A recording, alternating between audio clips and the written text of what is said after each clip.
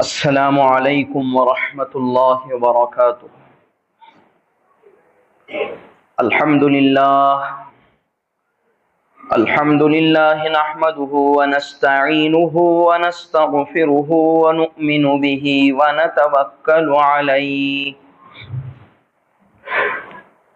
ونعوذ باللہ من شرور انفسنا ومن سیئات اعمالنا ونعوذ باللہ من شرور انفسنا ومن سیئات اعمالنا من يهده اللہ فلا مضل له ومن يضلله فلا هادي له ونشهد أن لا إله إلا الله وحده لا شريك له ونشهد أن سيدنا وسندنا وطبيبنا وحبيبنا فمولانا محمدا عبده ورسوله أما بعد فقد قال الله تبارك وتعالى في كلامه المجيد والفرقان الحميد أعوذ بالله من الشيطان الرجيم بسم الله الرحمن الرحيم وأنذر عشيرتك الأقربين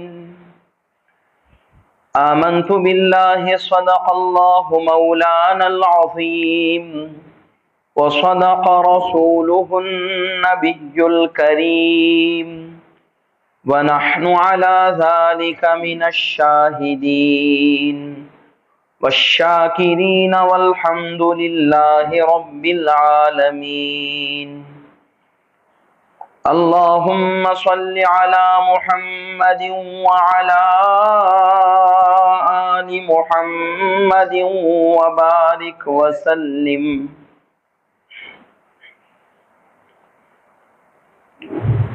قابل قدر بزرگان محترم، برادران عزیز،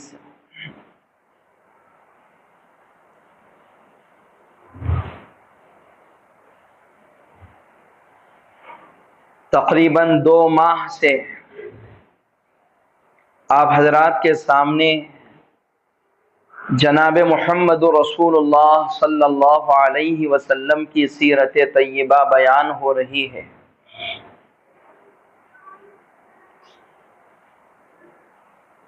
اور پچھلے 2 جمعہ سے حضور پاک صلی اللہ علیہ وسلم کی مکی زندگی کے عنوان سے خطاب ہو رہا ہے۔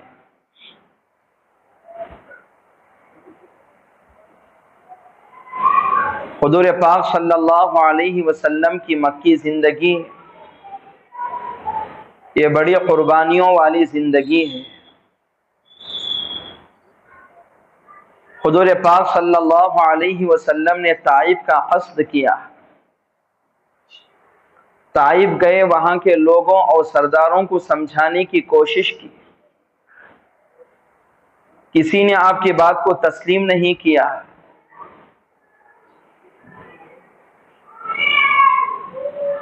ایک باغ میں حضرت عباس رضی اللہ عنہ نے رسول اللہ صلی اللہ علیہ وسلم کی بات قبول کی اور ایمان لے آئے۔ پچھلے جمعے میں اس واقعے پر تفصیلاً روشنی پڑ چکی ہے۔ جب اللہ کے رسول صلی اللہ علیہ وسلم خون میں لت پت ہو کر ایک کنارے بیٹھ گئے،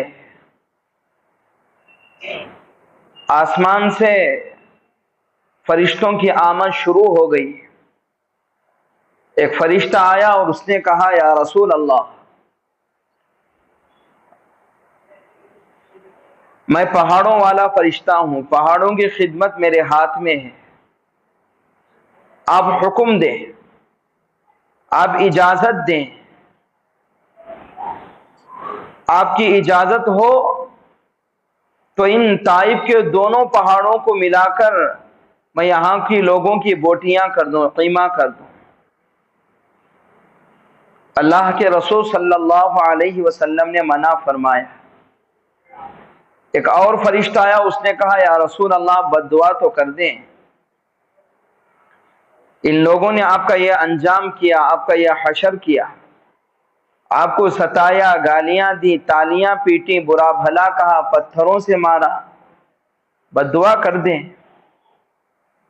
اللہ کے رسول صلی اللہ علیہ وسلم نے ہاتھ اٹھائی اور کہا اللہم اہد قومی فإنہم لا يعلمون، اے اللہ اس قوم کو ہدایت دے، یہ لوگ مجھے نہیں جانتے۔ آپ کی شان کریمی کفر کے باب میں پتھروں کے زخم کھا کر پھول برسانے کا نام۔ اللہ کے رسول صلی اللہ علیہ وسلم پتھر کھا کر بجائے بد دعا کرنے کے دعائیں دیتے رہے۔ اللہ کے رسول کو امید تھی یہ لوگ ایمان نہ لائیں تو کم از کم آگے چل کر ممکن ہے ان کی نسلوں میں کوئی ایمان لے آئے گا۔ دعوت و تبلیغ کے میدان میں جب ہم کام کر رہے ہوتے ہیں حالات تو آتے ہی ہیں، قربانیاں دینی پڑے گی، لیکن نا امیدی کفر ہے۔ اللہ سے امید رکھنی چاہیے، اگرچہ کہ موجودہ حالات درست نہیں ہیں لیکن آگے کی حالت خدا جانتا ہے۔ ہم لوگ یہاں جو بیٹھے ہیں پتہ نہیں ہمارے آبا و اجداد کیا تھے، اسلام رفتہ رفتہ آیا ہے نا۔ اگر اس وقت تو قربانیاں دیکھ کر ہار کر بیٹھ جاتے کیا ہمارے تک اسلام پہنچتا یا ہم مسجد میں بیٹھ پاتے؟ قربانیاں دینے والے دیتے رہے، ان کی قربانیوں کی بدولت اللہ تعالیٰ نے ہم لوگوں کو یہاں آج بیٹھنے کی توفیق دی۔ اللہ تعالیٰ ان سارے لوگوں کو جزائے خیر عطا فرمائے۔ اسی محنت کو لے کر آج ہم آگے بڑھیں گے تو انشاءاللہ ہماری نسلوں میں دین باقی رہے گا۔ ہم تھک کر ہار کر بیٹھ جائیں گے، مایوس ہو کر نا امید ہو کر بیٹھ جائیں گے، سوچو آگے کی نسلوں کا کیا ہوگا۔ تو حالات سے گھبرانا نہیں ہے، حالات آئیں گے، قربانیاں دینا یہ ہمارا کام ہے، نتائج کا برآمد کرنا یہ اللہ تعالیٰ کا کام ہے۔ طائف میں رسول اللہ صلی اللہ علیہ وسلم تشریف لے گئے، آپ نے لوگوں کو سمجھایا، کسی نے آپ کی بات کو تسلیم نہیں کیا۔ حضرت عداس مشرف اسلام ہے، حالانکہ رسول اللہ صلی اللہ علیہ وسلم کے جانے کا ارادہ وہاں نہیں تھا، راستے میں مل گئے، انہوں نے ایمان قبول کر لیا۔ کیا پتا ہم محنت یہاں کر رہے ہوں، اللہ تعالیٰ ہدایت پڑوسی علاقے میں دے رہے ہوں۔ اللہ تعالیٰ کی شان سے کوئی بعید نہیں ہے۔ اللہ تعالیٰ اس کے دین پر جو جو قربانیاں دی جا رہی ہیں، جو جو محنتیں اور مشقتیں کی جا رہی ہیں، اللہ تعالیٰ اسے رائے گاہ نہیں کرتے، اللہ تعالیٰ اسے ضائع نہیں کرتے۔ حضرت مولانا الیاس صاحب رحمت اللہ علیہ نے جب دعوت و تبلیغ کے مشن کو لے کر آپ نے اٹھا اور قربانیاں دیں، اگر اس دور میں کوئی انسان کھڑا ہو جائے، کیا ہم اس طریقے سے تصور کریں گے کہ ایک وقت آئے گا اس کا سکہ ساری دنیا میں چل جائے گا؟ شاید آج کوئی اس کا تصور نہیں کر سکتا۔ حضرت مولانا الیاس صاحب رحمت اللہ علیہ نے اللہ تعالیٰ پر یقین جمائے ہوئے اپنی محنت کا آغاز کیا، لیکن آج اللہ تعالیٰ کے فضل و کرم سے ساری دنیا میں آپ کی بات چل پڑی، ہزاروں لوگوں نے ہدایت پائی، ہزاروں علماء، مفتیان کرام، حفاظ اعظام دنیا میں برآمد ہوئے۔ یہ انہی کے محنتوں کا صدقہ ہے۔ شہر داونگرے کے اندر آج سے 15-20 سال آپ اٹھا کر تاریخ دیکھ لیں، اتنے علماء، اتنے حفاظ، مکاتب کی یہ شکل، یہ منظم نظام کہاں تھے؟ بد سے بدتر حالات تھے، لیکن جب محنتیں ہوتی رہیں اللہ تعالیٰ نے اس کو ایک اچھے طریقے سے، اچھے ضابطے سے ہمارے سامنے رکھا۔ محنتیں چھوٹ گئیں، لوگ مرجھا گئے. محنتوں میں جب لوگ آگے چل پڑیں گے انشاءاللہ گھر گھر میں ہدایتیں پھوٹتی رہیں گے. بزرگان محترم، جب اللہ کے رسول صلی اللہ علیہ وسلم نے طائف کے واپسی کے بعد مکہ مکرمہ میں تشریف لائے، آپ نے دیکھا کہ صحابہ قربانیوں میں دو چار ہیں. توحید کی پاداش میں اور توحید کی بنیاد پر صحابہ کو ستایا جا رہا ہے، پیٹا جا رہا ہے، مارا جا رہا ہے. حضرت بلال حبشی رضی اللہ عنہ کو تپتی ریت پر لٹایا جا رہا ہے. حضرت سمیہ رضی اللہ عنہ کو بے دردی سے قتل کیا جا رہا ہے. حضرت زنیرہ رضی اللہ عنہ کی آنکھیں نکال لی جا رہی ہیں. حضرت لبینہ رضی اللہ عنہ کی چمڑی ادھیر دی جا رہی ہے. تو رسول اللہ صلی اللہ علیہ وسلم کو یہ برداشت نہیں ہوا، تو اللہ کے رسول صلی اللہ علیہ وسلم نے سن 5 نبوی میں صحابہ کو حکم دیا آپ ملک حبشہ کی ہجرت کر جائیں. اس وقت ملک حبشہ کا جو بادشاہ تھا نجاشی، اس کا چرچا ساری دنیا میں تھا، یہ منصف مزاج ہے اور رحم دل ہے. تو اللہ کے رسول صلی اللہ علیہ وسلم نے صحابہ سے فرمایا آپ ملک حبشہ کی ہجرت کریں. مجمع الزوائد جلد نمبر 2 صفحہ نمبر 31 کے اندر اور سیرت کی ساری کتابوں کے اندر ہجرت کے اس واقعے کو مرتب کیا گیا ہے. حضور پاک صلی اللہ علیہ وسلم کے حکم کے بعد حضرات صحابہ میں سے 11 مرد اور 4 عورتیں علی اختلاف روایہ، جن میں حضرت عثمان اور جناب محمد رسول اللہ صلی اللہ علیہ وسلم کی دختر حضرت عثمان کی بیوی حضرت رقیہ رضی اللہ عنہا بھی تھی. انہوں نے ہجرت کی. مکے کے لوگ ان کا پیچھا کرنا چاہے، روکنا چاہے، لیکن وہ ان کے ہاتھ نہیں لگے اور یہ ملک حبشہ پہنچ گئے. ان کے پہنچنے کے بعد انہیں یہ افواہ ملی، انہیں یہ غلط اطلاع ملی کہ سارے مکے کے لوگوں نے اسلام قبول کر لیا ہے، اب راستے ہموار ہو چکے ہیں. اب یہ غلط افواہ، غلط خبر سن کر یہ مکہ مکرمہ کا قصد کے قریب میں پہنچے تو معلوم ہوا کہ خبر غلط ہے. یہاں پر پہلے سے زیادہ مسلمانوں کو اذیتیں دی جا رہی ہیں، مسلمانوں کو تکلیفیں اٹھانی پڑ رہی ہیں، قربانیاں دینی پڑ رہی ہیں. تو ان میں سے چند لوگوں نے، بعض لوگوں کی انہوں نے سفارش لے کر مکے میں وہ لوگ داخل ہوئے اور بعضوں نے واپسی کا رخ کیا. پھر جب حد سے تکلیفیں بڑھتی گئیں، صحابہ کو ستایا جا رہا تھا، پریشان کیا جا رہا تھا، ناک میں دم کیے ہوئے تھے، تو اللہ کے رسول صلی اللہ علیہ وسلم کے حکم سے حضرات صحابہ کے ایک بڑے قافلے نے ملک حبشہ کا ایک دوسرا سفر طے کیا، دوسری ہجرت کی، جن میں 83 مرد اور 18 عورتیں تھیں. ان میں حضرت عثمان رضی اللہ عنہ بھی تھے. ان میں بعض صحابہ دونوں ہجرتیں کیے ہیں اور بعد نے ایک ہجرت کی ہے. اب یہ ملک حبشہ کی ہجرت کی ہے. مشرکین مکہ نے انہیں روکنے کی کوشش کی اور پیچھا کیا، لیکن یہ لوگ بعافیت اور سلامت ملک حبشہ پہنچ گئے. اب کفار مکہ کا جوش اور غصہ ابھر گیا کہ ہم 1000 کوششیں کر رہے ہیں لیکن اسلام بڑھتا ہی چلا جا رہا ہے، دن بہ دن ان کی تعداد بڑھ رہی ہے. اب مشرکین مکہ جمع ہو کر وہاں کے چند نوجوانوں کو یہ کہا آپ ملک حبشہ جائیں اور وہاں کے بادشاہ سے ملے اور ان سے کہیں یہ بدبخت ہیں، انہوں نے اپنے دین کو چھوڑ کر، انہوں نے اپنے ماں باپ آبا و اجداد کے دین کو چھوڑ کر نیا دین اختیار کر لیا ہے، جائیں ان کے کان بھر کر انہیں واپس لے آئیں. مکہ مکرمہ سے مشرکین مکہ کا وفد آیا.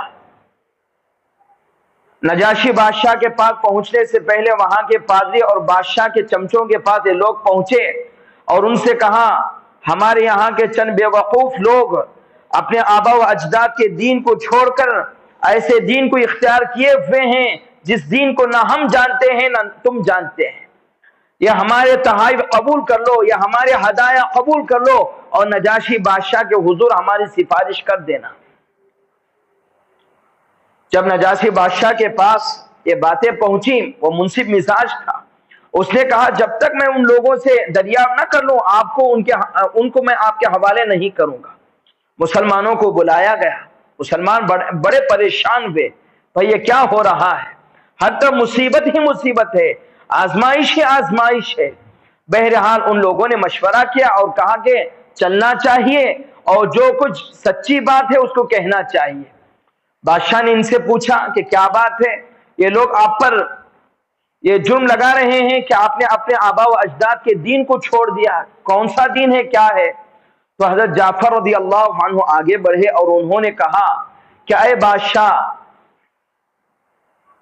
نہ ہمیں خدا معلوم تھا اور نہ ہمیں خدا کا رسول معلوم تھا، ہمارے اندر ہر گناہ موجود تھے، ہم مردار کھاتے تھے، ہم اپنی بچیوں کو اپنے ہاتھوں سے زندہ درگور کرتے تھے، ہم زنا کرتے، ہم چوری کرتے، ہمیں کا امیر غریب کو ستاتا، غلاموں کے ساتھ برا حشر کرتا، ہمارے یہاں کوئی اچھی بات نہیں تھی، بد اخلاقیاں تھی، بد فعلیاں تھی۔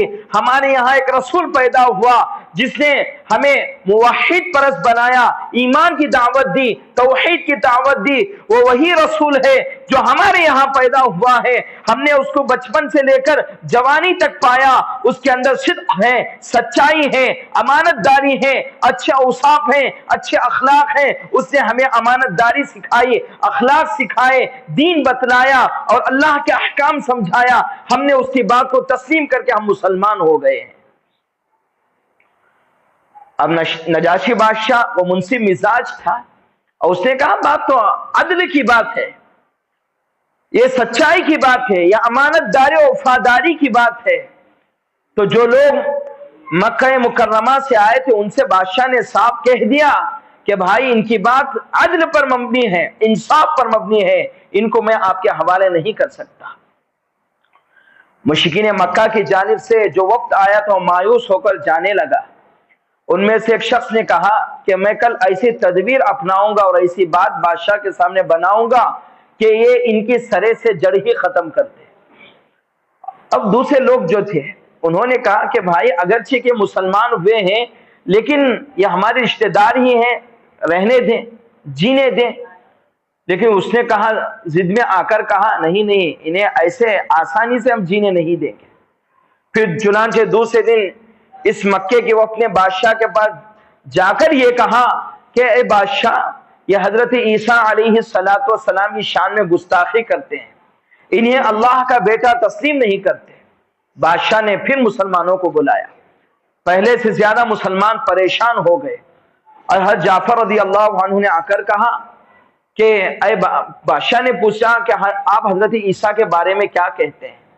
حضرت جعفر رضی اللہ عنہ نے کہا ہم وہی کہتے ہیں جو ہمارے خدا نے جناب محمد رسول اللہ صلی اللہ علیہ وسلم پر اتارا ہے۔ پھر حضرت جعفر رضی اللہ عنہ نے سورہ مریم کی ابتدائی آیات تلاوت کی۔ بادشاہ رونا شروع کر دیا اور وہاں کے جو پادری تھے، وہاں کے جو لوگ تھے، قرآن پاک کی ان آیتوں کو سن کر رونا شروع کر دیا، کیونکہ عربی سے واقف تھے، وہ عرب دان تھے اور قرآن پاک ایک معجزاتی کتاب ہے۔ ایسی کتاب اور ایسی عربی اور ایسی لطافت اور ایسی باریکی عرب کے لوگ نہیں جانتے تھے۔ جب ایک معجزاتی کلام کو انہوں نے سنا، اللہ کے کلام کو انہوں نے سنا، ان کے دلوں میں ایمان گھر کر گیا اور ان کے دلوں نے گواہی دی یہ کلام جھوٹا نہیں ہو سکتا۔ نجاشی بادشاہ حبشہ نے کہا کہ یہ تو وہی کلام ہے، یہ وہی نور سے پیدا ہوا کلام ہے جس نور سے حضرت موسیٰ علیہ السلام پر جو کلام نازل ہوا تھا، دونوں ایک ہی نور سے پیدا ہوئے ہیں۔ اب بادشاہ نے غصے میں یہ کہہ دیا کہ اے مشرکین مکہ، اے مشرکین مکہ کے وفد، مسلمانوں کو اب اگر تم کوئی اذیت پہنچاؤ گے، تکلیف پہنچاؤ گے، آپ کا انجام اچھا نہیں ہوگا۔ اور ملک حبشہ کے لوگوں کے درمیان بادشاہ اعلان کر دیا جو ان مسلمانوں کو ستائے گا اور تکلیف پہنچائے گا انہیں تاوان دینا پڑے گا۔ اب ہر طرف سے مشرکین مکہ کا جو وقت آیا تھا وہ مایوس ہو کر، نا امید ہو کر، ذلت اور رسوائی سے واپس مکہ مکرمہ پہنچ گیا۔ اب مشرکین مکہ کا غصہ اور بھڑک اٹھا، کہا کہ ہماری سب کوششیں ناکام ہو رہی ہیں، ہم ہر طرح کی کوششیں کر رہے ہیں، ہر کوشش ناکام ہو رہی ہے. اب ہمیں ایسا فیصلہ لینا چاہیے کہ اسلام سرے سے ختم ہو جائے. تو کفار مکہ کے بڑے لوگ جمع ہو گئے. انہوں نے مشورہ کیا کہ اب ہم کھلم کھلا محمد کو قتل کر دیتے ہیں. نعوذ باللہ. اگر یہی دنیا میں نہیں رہا تو اس کا دین کہاں باقی رہے گا. لیکن انہیں یہ خوف تھا کہ حضور پاک صلی اللہ علیہ وسلم خاندان بنو ہاشم سے ہیں, بنو المطلب سے ہیں. اگر ہم انہیں قتل کر دیں گے تو ان کا خاندان خاموش نہیں بیٹھے گا, وہ ہمارا خیمہ خیمہ کر دے گا. تو انہیں خوف تھا. تو اب اس خوف کے مارے ان لوگوں نے یہ فیصلہ کیا, اب ہم بنو ہاشم اور بنو المطلب کے سارے لوگوں کا بائیکاٹ کر دیں گے.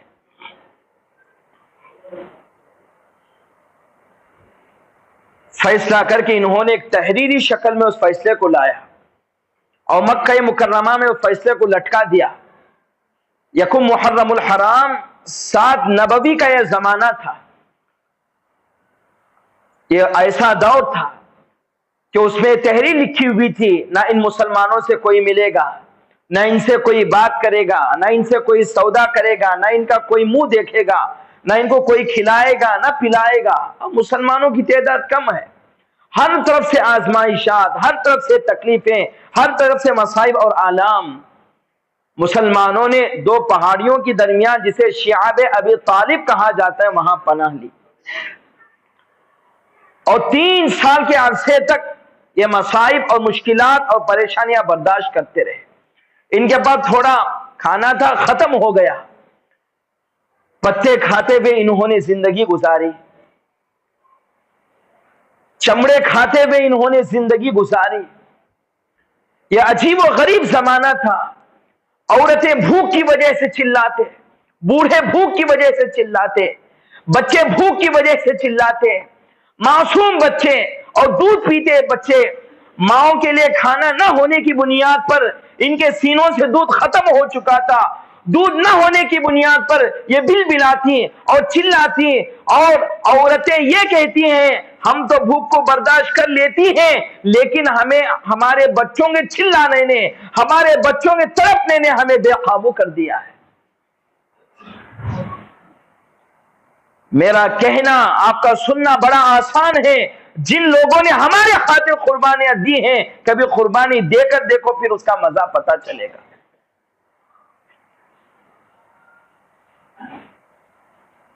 ملک حبشہ کا بادشاہ وہ بڑا عادل تھا. اس کے بارے میں ایک بات رہ گئی, وہ مسلمان ہوا. البدایہ والنہایہ جلد نمبر 3 صفحہ 70 پر 8 کے اندر تاریخی حوالوں سے بات لکھی ہوئی ہے. وہ بادشاہ آگے چل کر مسلمان. اور بخاری جلد نمبر 1 بلکہ پارہ نمبر 1, بخاری کے بھی 30 پارے ہیں. جیسے قرآن کے 30 پارے ہوتے ہیں, بخاری کو بھی صاحب کتاب نے 30 پاروں میں منقسم کیا ہے, تقسیم کیا ہے. پہلے پارے کے اندر بخاری کے دوسری حدیث کے اندر سارا واقعہ یہ ہجرت کا موجود ہے.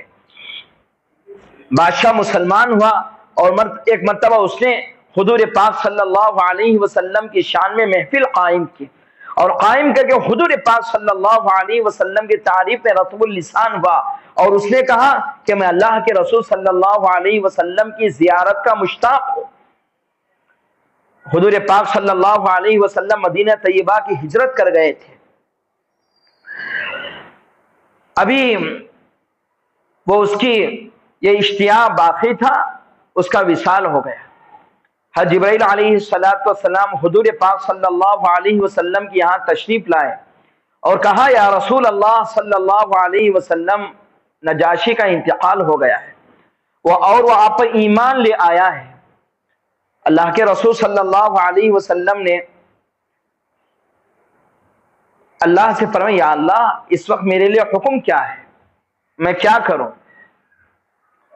یہ نجاشی جو ہے اس نے میرے صحابہ کی حفاظت کی ہے, اپنی حفظ و امان میں رکھا تھا, میرے صحابہ کی مدد کی ہے, یا اللہ بتائیں میں کیا کروں؟ پھر اللہ کے حکم سے رسول اللہ صلی اللہ علیہ وسلم نے نجاشی بادشاہ کی نماز جنازہ ادا کی. وہ اس طریقے سے حضور پاک صلی اللہ علیہ وسلم کا یہ معجزہ ہوا. اللہ تعالیٰ نے مدینہ طیبہ سے ملک حبشہ تک جتنے درخت اور پتے اور جتنی چیزیں تھیں اللہ تعالیٰ نے اسے کنارے کر کے نجاشی کا جنازہ اللہ کے رسول کی آنکھوں کے سامنے کیا. پھر اللہ کے رسول صلی اللہ علیہ وسلم نے نجاشی بادشاہ کی نماز جنازہ ادا فرمائی. جس نے دین کے لیے اور ایمان کے لیے اور ایمان والوں کے لیے جو معمون بنا، جس نے ان کی خدمت کی، ان کا تعاون کیا، اللہ کے رسول صلی اللہ علیہ وسلم کی جانب سے مجھے یہ شرف ملا. یہ ہمارے لیے اس میں کیا نصیحت ہے، کیا عبرت ہے. دین کا کوئی بھی کام ہو، دین کا کوئی بھی میدان ہو، اگر ہماری معاونت کی ضرورت پڑ رہی ہے، چاہے پیسوں سے ہو، چاہے زبان سے ہو، چاہے ہمارے چلنے سے ہو، ہمارے کسب سے ہو، ہماری خدمت سے ہو، پیچھے نہیں رہنا چاہیے. پتہ نہیں دین کی کون سی خدمت خدا کے یہاں پسند آ جائے اور وہ ہمارا بیڑا پار ہونے کے لیے کامیاب ہو جائے. ہمارے یہاں ہوتا یہ ہے کہ ہم دین کے ایک میدان کو پکڑ لیتے ہیں، میں فلاں شعبے کا آدمی، بس میں اسی میں اپنی زندگی صرف کر دوں گا. اگر دوسرے طبقے والے کوئی دوسرا کام کر رہے ہیں، مثلا مدارس چلانے والے یا تفاسیر کا انعقاد کرنے والے، ادھر دیکھتے نہیں، ان سے کیا فائدہ، یہ کیا کر رہے ہیں، محنت تو ہم کر رہے ہیں. اگر کوئی اپنی خدمت پر اپنی محنت پر اترا رہا ہے، اللہ کے یہاں ہرگز وہ قبول نہیں کی جائے گی. حضرات صحابہ کے بارے میں آتا ہے دین کی محنت کر کر وہ گھبراتے تھے، انہیں خوف تھا کہ اللہ کے یہاں قبول ہے یا نہیں. یہ کیا بات ہے. آج کے لوگ تھوڑی دین کی محنت کریں اور کہتے ہیں کہ ہم سکہ چلا رہے ہیں، ہماری محنتیں ہو رہی ہیں، ہمارے سے لوگ دین سے جڑ رہے ہیں. ایسا اللہ کے یہاں قبول نہیں ہے. ایسوں کی نہ اللہ کو ضرورت ہے. وہ اللہ تعالیٰ جس سے چاہے کام لے لیتے ہیں. وہ خدا چونٹی سے کام لیا، وہ خدا ہدہد سے کام لیا. کیا واقعات آپ نے نہیں سنے. تو بہرحال بزرگان محترم، حضور پاک صلی اللہ علیہ وسلم نے مکی زندگی میں اتنی قربانیاں اٹھائیں اور اتنی پریشانیاں اٹھائیں جس کا ہم اور آپ اندازہ نہیں لگا سکتے. صرف رسول اللہ صلی اللہ علیہ وسلم نے نہیں، آپ کے ماننے والے یعنی حضرات صحابہ نے دین کے لیے ہر قربانی دیتے رہے. یہاں تک کہ مکی زندگی کے اندر ایک سال آیا جس سال میں حضرت خدیجہ رضی اللہ عنہا انتقال کر گئی. زرقانی جلد نمبر 1 کی روایت ہے. پھر اسی سال حضرت ابو طالب بھی انتقال کر گئے، اور اسی سال رسول اللہ صلی اللہ علیہ وسلم کے ایک فرزند کا انتقال بھی ہو گیا، اور اسی سال رسول اللہ صلی اللہ علیہ وسلم پر طرح طرح کی پریشانیاں آئی. اب اللہ کے رسول صلی اللہ علیہ وسلم ہر طرف سے پریشان ہو گئے. جس سال کو تاریخ میں عام الحزن کہا گیا ہے، غم کا سال کہا گیا، غم کے سال سے تعبیر کیا گیا ہے، حضرت عائشہ صدیقہ رضی اللہ عنہا نے جناب محمد رسول اللہ صلی اللہ علیہ وسلم سے پوچھا، یا رسول اللہ بتائیں آپ کی زندگی کے اندر سب سے زیادہ پریشانیاں آپ کو کب آئیں؟ اللہ کے رسول صلی اللہ علیہ وسلم نے فرمایا ایک وہ سال جس میں حضرت خدیجہ کا انتقال ہوا، اور اسی سال ابو طالب کا انتقال ہوا، اور اسی سال میرے فرزند کا انتقال ہوا، وہ سال میرے اوپر بڑا شاق گزرا ہے. پھر حضرت عائشہ نے سوال کیا، یا رسول اللہ اس کے علاوہ اور کوئی بات ہے جس میں آپ کے لیے بڑی مصیبتیں آئی ہیں، بڑی پریشانیوں کا سامنا کرنا پڑا ہے؟ تو اللہ کے رسول صلی اللہ علیہ وسلم نے فرمایا، اے عائشہ اس سے زیادہ اگر کسی سال مجھے صدمات پہنچے ہیں، پریشانیاں پہنچی ہیں، وہ طائف کا میدان ہے، وہ وادی طائف ہے جہاں میں اللہ کا پیغام لے کر گیا، گلیوں میں گیا، سرداروں کے پاس گیا، لوگ مجھے مارتے رہے، مجھے پیٹتے رہے، مجھ پر پتھر برساتے رہے، مجھے گالیاں دیتے رہے، میرے سر پر چوٹ آئی، میرے ناک پر چوٹ آئی، میرے منہ پر چوٹ آئی، اور انہوں نے میرا اتنا خون بہایا، میری جوتیوں میں خون وہ چپک گئے، میرے جوتی وہ خون سے چپک گئے اور جوتیاں نکالنا مشکل ہو گیا. مجھے اس طریقے سے اور اس دردناک طریقے سے انہوں نے تڑپایا اور ستایا اور مارا. بزرگان محترم، حضور پاک صلی اللہ علیہ وسلم کی یہ 13 سالہ زندگی معمولی زندگی نہیں ہے. اب مجھے آپ یہ بتائیں حضرت بلال حبشی رضی اللہ عنہ کو تپتی ریت پر کیوں لٹایا گیا؟ حضرت سمیہ رضی اللہ عنہ کو دردناک طریقے سے قتل کیوں کیا گیا؟ حضرت زنیرہ رضی اللہ عنہ کی آنکھیں کیوں نکال لی گئیں؟ حضرت لبینہ رضی اللہ عنہ کی چمڑی کیوں ادھیر دی گئی؟ رسول اللہ صلی اللہ علیہ وسلم کو مکے کی گلیوں میں کیوں ستایا گیا؟ فارا کی چوٹی پر آپ پر پتھر کیوں برسائے گئے؟ اون کی اوجھڑی اور آنکھوں کو حضور پاک صلی اللہ علیہ وسلم کے کندھوں پر کیوں رکھا گیا؟ رسول اللہ صلی اللہ علیہ وسلم کی دو بیٹیوں کو طلاقیں کیوں دی گئی؟ رسول اللہ صلی اللہ علیہ وسلم کے جانساز صحابہ کو تکلیفیں کیوں پہنچائی گئیں؟ یہ توحید کے جرم میں تھا، یہ اللہ تعالیٰ کی وحدانیت کو بیان کرنے کے جرم میں یہ تکلیفیں اٹھانی پڑی، یہ ہم تک دین پہنچانے کے لیے، ہم تک ایمان پہنچانے کے لیے، ہم تک اخلاق پہنچانے کے لیے، ہم تک اللہ کا پیغام پہنچانے کے لیے یہ لوگ تڑپتے رہے، یہ لوگ اپنے آپ کو کھپاتے رہے، نہ انہیں اپنے ماں کی فکر تھی، نہ اپنے اولاد کی فکر تھی، نہ اپنے بیویوں کی فکر تھی، نہ اپنے حال و ماضی کی فکر تھی، بس فکر یہ تھی کہ ہمارے تک دین پہنچائے۔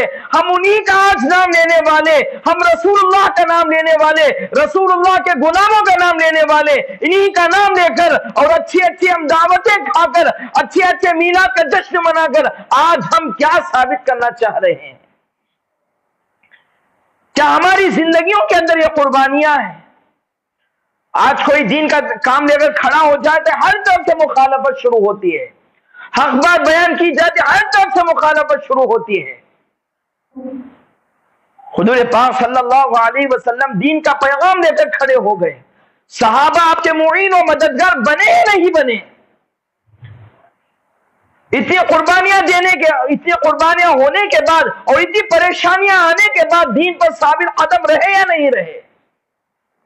اعلانات ہوتے ہیں کہ مکاتب کو آباد کرو، معاون بنو، سب کو اپنی پڑی ہے، کوئی یہ فکر نہیں کرتا محلے میں کہ بھائی ہم چلیں گے، ہم پھریں گے، یہ دین سے غفلت کو ہم دور کریں گے، اور گھروں کے اندر بے دینی جو پھیل چکی ہے، ہماری شادی بیاہ کے اندر جو بے دینی پھیل چکی ہے، ہم اس کو دور کریں، یہ فکر نہیں ہوتی۔ باتیں آتی ہیں جو ہو رہا ہے کرنے دیں، زمانہ اور ماحول ایسا چل پڑا ہے، لوگ تانے دیں گے، خاندان برا کہے گا، میں بڑا آدمی ہوں میرے پاس مال ہے، لوگ کہیں گے بخیل ہو گیا ہے۔ صحابہ بھی اگر یہی سوچتے کہ ہم تک دین پہنچتا۔ یاد رکھیں آج کی نسل جو ہے یہ اگلی نسلوں کو برباد کر رہی ہے، آج کی نسل جن گناہوں میں پڑی ہوئی ہے، جن خرافات میں پڑی ہوئی ہے، اگلی نسل اور خرافات میں ڈوب جائے گی۔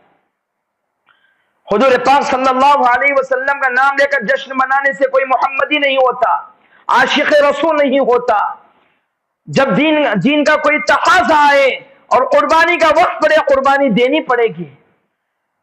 ہماری غفلتوں کی وجہ سے، ہمارے لڑنے اور بھڑنے کی وجہ سے پتہ نہیں کیسے کیسے بدبخت لوگ اور مکہ لوگ حضور پاک صلی اللہ علیہ وسلم کی گستاخی کرتے آج سامنے آ رہے ہیں۔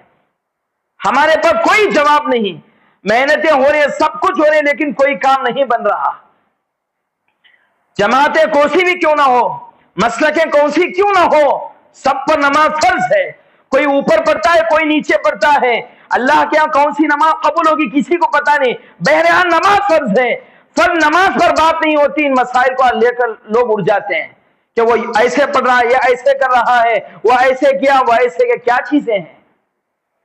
امام ابو حنیفہ، امام شافعی، امام احمد بن حنبل اور امام مالک کتابیں اٹھا کر دیکھیں، ان کے اندر ایسے اختلافات ہیں، لیکن ان کے اخلاق کی بات آپ جب پڑھو گے، ان کی محبت اور آپسی اکرام کی آپ بات پڑھو گے، تب آپ کو پتا چلے گا صحابہ میں بھی اختلاف تھا، تابعین اور تبع تابعین، اولیاء اللہ اور بزرگان دین میں بھی اختلاف تھا۔ کس کا اختلاف؟ ذاتی اختلاف نہیں، دینی چند روایتوں کے اندر باتیں تھی، لیکن اخلاق اور متبع سنت اور احکام کو اپنانے میں وہ 1000 درجے بہتر تھے۔ تو بزرگان محترم، جو قربانیاں دین کے خاطر صحابہ نے دی ہیں اور ہم سب کے آقا جناب محمد رسول اللہ صلی اللہ علیہ وسلم نے دی ہیں بحیثیت ہم ان کے امتی ہونے کے، ہم کو چاہیے جب دین کے لیے قربانی کا تقاضا آئے ہم کو سامنے ہو کر قربانی دینے کی جسارت اور جرأت کرنی چاہیے۔ اللہ تعالیٰ سے دعا ہے کہ اللہ تعالیٰ ہم تمام کو جناب محمد رسول اللہ صلی اللہ علیہ وسلم کے دین کے لیے مر مٹنے کی طاقت اور توفیق عطا فرمائے۔ آمین۔ وآخر دعوانا ان الحمد للہ رب العالمین۔